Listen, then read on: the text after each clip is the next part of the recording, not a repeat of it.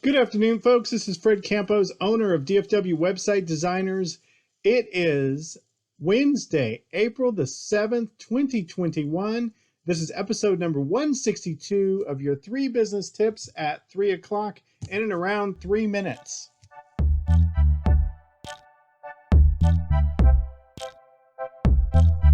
Today, business owners, solopreneurs, we're going to talk about new products or services.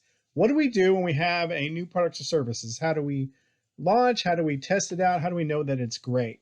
What we're going to discuss today is we're going to discuss proof of concept, cheerleaders, and buyers.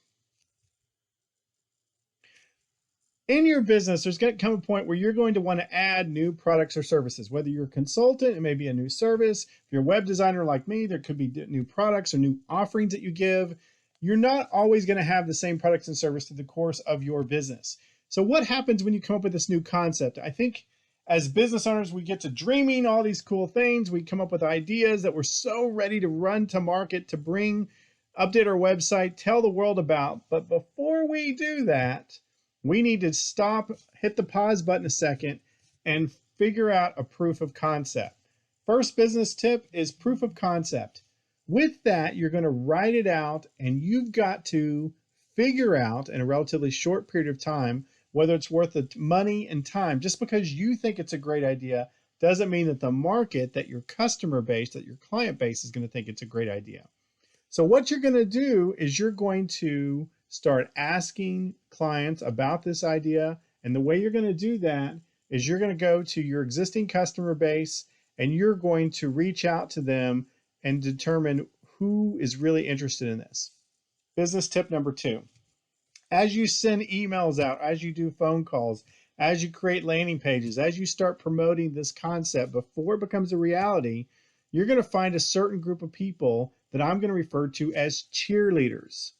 Now, business people, this is great. Business owners, you're going to have great cheerleaders, but cheerleaders are not the same as buyers because they're going to cheer you on. They might be very excited about your particular company, what you do, maybe about you personally, about your staff.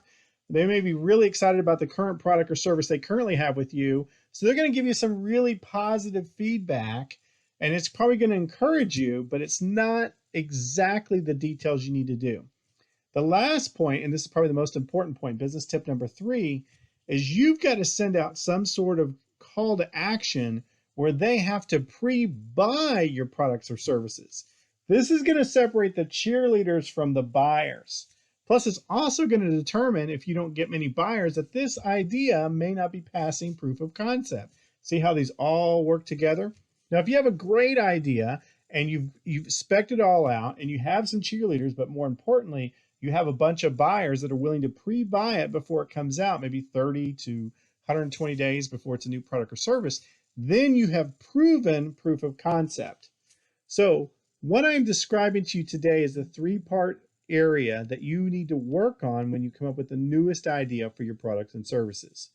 Spec out the idea so that you can prove proof of concept. See if you've got some cheerleaders, but more importantly, see if you've got some buyers. As long as you stay on this track, you won't be spending unnecessary money or come up with a product or service that's going to flop. This is what I'm learning, and as you know, when I learn something new, I always share it with you. I want you guys to be awesome. Now go back to sleep.